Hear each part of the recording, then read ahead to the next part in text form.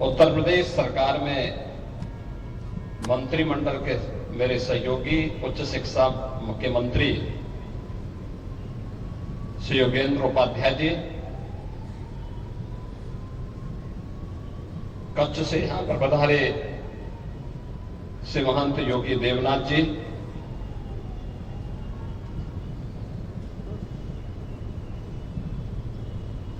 और देश के इस ब्रजभूमि में पधारे देश के अलग अलग क्षेत्रों से और आगरा मंडल के भी मेरे सभी उपस्थित सभी पूज्य योगेश्वर संतगण,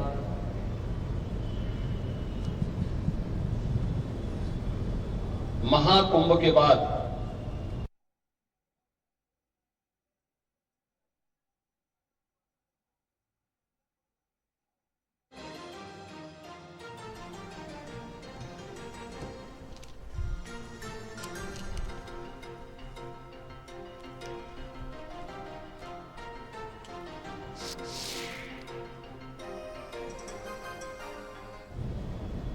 आप सबका मैं ब्रजभूमि पर हृदय से स्वागत करता हूं, अभिनंदन करता हूं।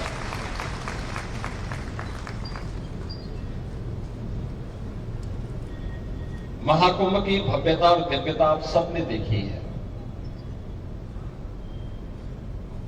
ये संतों का आशीर्वाद है, उनकी साधना की सिद्धि है, उनके संकल्पों का एक मूर्त रूप है, जिसे महाकुंभ के अवसर पर न केवल आप लोगों ने बल्कि पूरे देश ने, पूरी दुनिया ने देखा है। 45 दिनों में 66 करोड़ से अधिक श्रद्धालुजन, संतजन प्रयागराज की धरती पर आए। इतना बड़ा समागम संतों का और श्रद्धालुओं का दुनिया के अंदर इससे पहले कभी नहीं हुआ।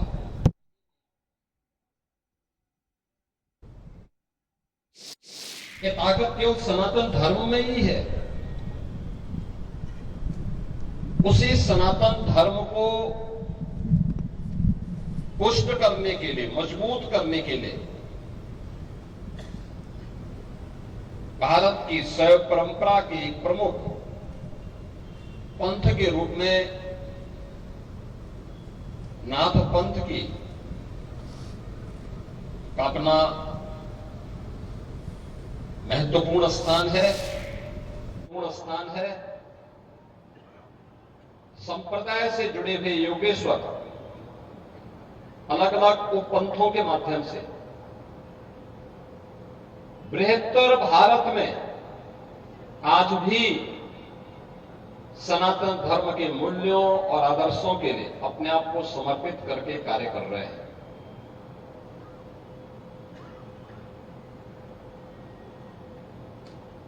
इन संतों और योगेश्वरों का ही साधन और सिद्धि का प्रताप है कि जो एक संकल्प ले लिया तो हो करके रहेगा।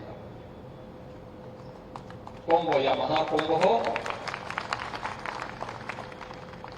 अयोध्या में श्री राम जन्मभूमि पर मर्यादा पुरुषोत्तम प्रभु श्री राम के भव्य और दिव्य मंदिर के निर्माण का कार्य है, जिसको लोग असंभव कहते थे नहीं हो सकता, लेकिन वो संकल्प पूरा हुआ। संकल्प की पूर्ति का माध्यम बना समाज की जागरूकता, समाज की एकजुटता, सामाजिक एकता का जो भाव पूज्य संतों ने राम भक्तों के मन में पैदा किया। उत्तर से दक्षिण तक, पूरब से पश्चिम तक उस एकता के ज्वार ने सभी बाधाओं को दूर करते हुए सभी बाधाओं को पार करते हुए राम जन्मभूमि के आंदोलन को इतना प्रचंड तेज के साथ भर दिया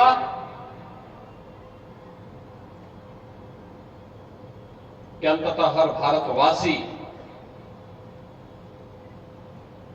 यह कहने के लिए मजबूर हुआ कि नहीं, अन्याय हुआ है और इस अन्याय का परिमार्जन होना चाहिए। और माननीय उच्चतम न्यायालय ने अंततः निर्णय देकर के अयोध्या में से राम मंदिर के निर्माण का मार्ग प्रशस्त किया और प्रधानमंत्री मोदी जी के करकमलों से आज रामलला भी अयोध्या धाम में विराजमान हो गए। इससे पूरे सनातन धर्मावलंबियों का गौरव तो बढ़ा ही है। इस गौरव के बढ़ने के साथ ही दुनिया के अंदर दबी हुई कुचली हुई उन जातियों के मन में भी एक उत्साह का भाव जागृत हुआ, जिन्हें कहीं भी तलवार के बल पर, कहीं ताकत के बल पर दबाया गया है, उनके मन में भी भाव पैदा हुआ है कि अपने मूल्यों और अपने आदर्शों के लिए एकजुट होकर के लड़ी जाने वाली कोई भी सतत लड़ाई अंततः विजयश्री का वर्ण जरूर करवाती है। अयोध्या में 500 वर्षों के बाद संभव हुआ है तो दुनिया के अंदर अन्य जगह भी हो सकता है। आप दोनों कार्यक्रमों के साथ जोड़ सकते हैं, देख सकते हैं। अयोध्या में राम मंदिर का बनना, प्रयागराज में महाकुंभ का आयोजन, दोनों संतों के संकल्पों की परिणति है। संतों के व्यापक साधना की परिणति है, उनकी जागरूकता की परिणति है। क्योंकि पहले यह माना जाता था कि महाकुंभ के आयोजन में इस संतों का ही केवल कार्यक्रम है। कुछ भक्तगण भी आ जाते थे, लेकिन संतों ने जब एक सकारात्मक भाव के साथ पूरे समाज को जोड़ने का काम किया, देखते ही देखते वह संत कितने आए होंगे? बहुत रहे होंगे, 50 लाख, 1 करोड़, इससे ज्यादा साधु, संत, योगेश्वर, पुजारी, इन सबको मिला लें तो 50 लाख से अधिक संख्या नहीं रही होती। लेकिन भक्तों की, श्रद्धालुओं की संख्या और पर्यटकों की संख्या मिलाकर के देखेंगे तो 66 करोड़, कई गुना बड़ी संख्या वहां पहुंचे। ये व्यापक जन जागरण है, सनातन का गौरव दुनिया के अंदर बढ़ा है, दुनिया विभूत है। और जो कार्य आज के समय में आप सभी पूज्य संतों के द्वारा, योगेश्वरों के द्वारा देश के अलग अलग क्षेत्रों में आज जन जागरण के अभियान के साथ जुड़ रहे हैं, बड़ी विशिष्ट परंपरा है भारत के सनातन धर्म की। जन जागरण का अनेक कार्यक्रम उनके माध्यम से बहुत बिना किसी प्रचार के संचालित होता है और इसको इसी रूप में आगे बढ़ाना भी चाहिए। बिना किसी प्रोपोगंडा का होता है, बिना किसी प्रचार के कार्यक्रम होते हैं। कहीं कीर्तन यात्राएं निकलती हैं, कहीं पर भंडारा के माध्यम से, प्रवचन के माध्यम से कार्यक्रम आगे बढ़ते हैं। कहीं मंदिर के नाम पर, कहीं खो के नाम पर, कहीं गुफा के नाम पर, कहीं धोना के नाम पर, ये सभी कार्यक्रम उत्तर से दक्षिण, पूरब से पश्चिम, सर्वत्र और बृहत्तर भारत में हम सबको देखने को मिलते हैं। महाकुंभ में भारत के बाहर से भी बहुत सारे संत और योगेश्वर वहां पर उपस्थित हुए थे। वे लोग भी आए थे उन विपरीत परिस्थितियों में जहां पे हिंदू नाम मात्र का है, वहां पर भी वे सनातन धर्म की अलग को जगाते हुए वहां लगातार कार्य कर रहे हैं, बांग्लादेश से, पाकिस्तान से, अफगानिस्तान से, यूरोप के तमाम देशों से, अमेरिका से, कनाडा से बड़ी संख्या में वे लोग आए, महाकुंभ में भागीदार बने। और जो कार्य आज आप कर रहे हैं, ठीक यही कार्य इस आगरा मंडल में करने का कार्य करते थे योगी सिद्धनाथ जी। बहुत अच्छे संत थे, बहुत अच्छे संत थे। एक लंबे समय तक उनको यहां पर कार्य करने का अवसर प्राप्त हुआ। जन्म उनका गुजरात में हुआ था,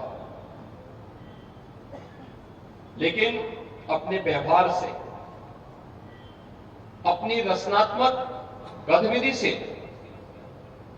उन्होंने आगरा मंडल में एक सम्मान अर्जित किया था। न केवल धार्मिक और आध्यात्मिक रूप में, बल्कि सांस्कृतिक जन जागरण के कार्यक्रम में भी वे बढ़ चढ़ करके भाग लेते थे। लगातार उनकी इन सभी कार्यक्रमों में रुचि रहा करती थी।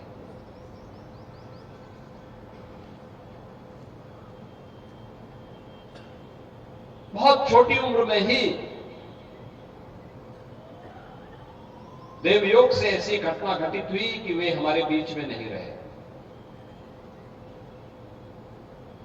और ये पहली बार नहीं हुआ था। एक बार तो वह एक भंडारा कार्यक्रम में गए हुए थे राजस्थान के पास,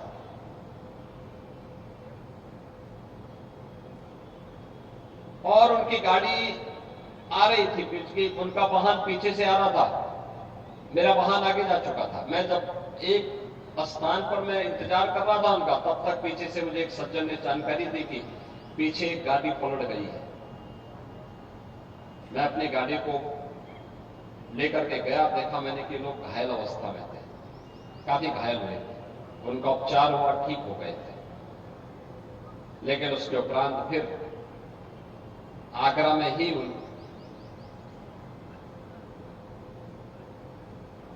अन्य कारणों से वह अपने भौतिक शरीर के साथ नहीं रह पाए। आज उनका यह वार्षिक जो संखा ढाल का भंडारा है, जो नाथ संप्रदाय की परंपरा में किसी भी योगेश्वर के लिए संप्रदाय के माध्यम से संपन्न होता है, और मैं इसके लिए महंत श्री दीदारनाथ जी को हृदय से धन्यवाद देता हूं कि उन्होंने इस भंडारा के माध्यम से योगी सिद्धनाथ जी का स्मरण किया, उनको श्रद्धांजलि दी है। ये योगेश्वरों की परंपरा देश के अंदर लोक कल्याण का माध्यम बनी है, पूरे देश के अंदर। और देश के अंदर ही नहीं है, दुनिया के अंदर भी आप जाके देखेंगे, कम से कम 73 भारत में तो आपको देखने को मिलेगा। नेपाल में आप चले जाइए, तिब्बत की परंपरा में आप चले जाइए, भूटान की परंपरा में आप चले जाइए, अखंड भारत में बांग्लादेश और पाकिस्तान में भी, आपके अफगानिस्तान में भी अनेक ऐसे स्थल थे जहां पे हमारे योगेश्वर रहा करते थे, जन जागरण के कार्यक्रमों में, लोक कल्याण के कार्यक्रमों में जुड़े रहते थे। लेकिन बृहत्तर भारत में कोई राज्य ऐसा नहीं, कोई अंचल ऐसा नहीं जहां पर योगेश्वर आज भी वहां पे व्यापक आध्यात्मिक, धार्मिक और सांस्कृतिक जन जागरण के कार्यक्रम के साथ साथ लोक कल्याणकारी कार्यक्रमों के साथ न जुड़े। वहां पे अनेक कार्यक्रम चल रहे हैं। कोई स्थानीय स्तर पर मठ और मंदिर के माध्यम को धार्मिक जागरण का माध्यम बनाता है। किसी के पास साधन है तो उसने संस्कृत की शिक्षा के माध्यम से जन जागरण के कार्यक्रम को आगे बढ़ाया है, किसी ने गौ सेवा के माध्यम से बढ़ाया है, जिसके पास और साधन है उसने अच्छे स्कूल खोले हैं, मेडिकल कॉलेज बनाए हैं, इंजीनियरिंग कॉलेज बनाए हैं, अन्य महत्वपूर्ण संस्थान बनाए हैं। समाज का एक बड़ा तबका उनके साथ जुड़ता है, आगे बढ़ता है, जन विश्वास का प्रतीक बनता है। हम योगेश्वरों को यही सब करना भी चाहिए। धर्म का हेतु भी यही है, सांसारिक उत्कर्ष के लिए कार्य करना। विरासत और विकास को जोड़ने की एक सेतु के रूप में संतों को आगे बढ़ना चाहिए, जोड़ सके समाज को, उसके कल्याण का मार्ग प्रशस्त करना। तो लौकिक और पारलौकिक दोनों स्तर पर, लौकिक जगत के लिए उसको विरासत के साथ जोड़ना, पारलौकिक जगत के लिए आध्यात्मिक उन्नयन के लिए उन्हें जो भी आपकी साधना पद्धति है, उस साधना पद्धति में से कुछ भी लोगों को बता पाएंगे तो उनका कल्याण का मार्ग प्रशस्त होगा। आज यहां पर जब हम लोग आए हैं, मैं देख रहा था, ये सारंगी वादन वाले भी हैं। ये कभी व्यापक जन जागरण के माध्यम बनते थे। जब विदेशी हमले हो रहे थे तब नाथ योगी इन सारंगी वादकों के माध्यम से ही जनता तक संदेश पहुंचाते थे, जागरूक करते थे लोगों को, विदेशी हमलावरों को परास्त करने में स्थानीय लोगों का सहयोग लेते थे। धीरे धीरे करके ये सभी विरासत आज लुप्त होती जा रही है। इनके संरक्षण की दिशा में कार्य किए जाने की आवश्यकता है। जहां कहीं भी ये पुराने और पौराणिक स्तर के या अवशेष मिले, उसको संरक्षित करिए, अपने स्थान पर इकट्ठा करिए। हम लोग प्रयास कर रहे हैं कुछ महत्वपूर्ण स्थानों पर सनातन धर्म से जुड़े हुए या फिर नाथ संप्रदाय से जुड़े हुए कुछ म्यूजियम बने, जहां पे पुरानी चीजों को एकत्र करके रखा जा सके, नई पीढ़ी को, नए योगेश्वरों को बताया जा सके किसका क्या महत्व है। अन्यथा वर्तमान पीढ़ी भूल जाएगी। मोबाइल फोन सबको भुला देगा। मोबाइल फोन का इस्तेमाल कम करिए, कम करिए, साधना में ज्यादा ध्यान दीजिए। ये जरूरी नहीं कि जो कुछ मोबाइल फोन में आपको जानकारी मिल रही वही सच है। सच वह है जो आप अपनी साधना से अर्जित करेंगे, जो लोक कल्याण का माध्यम आपको बना सके, जिसमें जनता जनार्दन का पार श्रद्धा और सम्मान आपको प्राप्त हो, वही सच है। सच वह नहीं जो आप मोबाइल फोन के माध्यम से देखते हैं या करते हैं। बहुत सामान्य रहन सहन हो, जो कुछ आपके पास है लोक कल्याण के लिए समर्पित करिए, राष्ट्र कल्याण के लिए समर्पित करिए।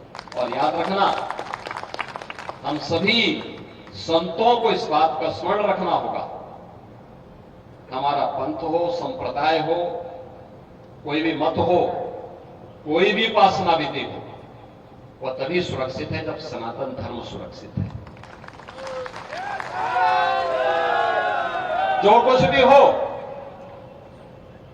सनातन धर्म के लिए समर्पण का भाव, और सनातन धर्म तभी सुरक्षित है जब देश सुरक्षित है। देश की सुरक्षा के लिए अपना सब कुछ समर्पित करना, अपने देश के लिए अपना सर्वस्व न्यौछावर करना। और आज इसलिए भी मैं बोल रहा हूं क्योंकि योगी सिद्धनाथ जी उस परंपरा के योगी थे। उन्होंने बहुत लंबे समय तक मेरे साथ काम भी किया, लगातार इस आगरा मंडल में लगातार जागरण के किसी भी कार्यक्रम के साथ जुड़े रहते थे। आज वे हमारे बीच में नहीं है। मैं यहां पर योगेश्वर दरियानाथ जी के श्री चरणों में नमन करते हुए योगी सिद्धनाथ जी को, यहां की परंपरा के सभी उन योगेश्वरों को जो आज भौतिक रूप से हमारे बीच में नहीं है, उनको विनम्र श्रद्धांजलि अर्पित करता हूं। आप सबका मैं स्वागत करता हूं। शंका ढाल के माध्यम से हम लोग उन्हें अपनी श्रद्धांजलि दे रहे हैं। महायोगी गुरु गोरक्ष राज्य से ही प्रार्थना है कि वह योगी सिद्धनाथ जी को अपने श्री चरणों में स्थान दे, उनके पारलौकिक जीवन को कल्याणमयी बनाने में अपना योगदान दें। इस विश्वास के साथ आप सबका मैं एक बार फिर से इस आगरा मंडल में ब्रज भूमि पर, जो भगवान श्री कृष्ण की लीला भूमि है, जन्म भूमि भी है, इस भूमि पर यमुना मैया के तट पर आयोजित इस कार्यक्रम में आप सबका मैं हृदय से एक बार फिर से स्वागत करता हूं, अभिनंदन करता हूं।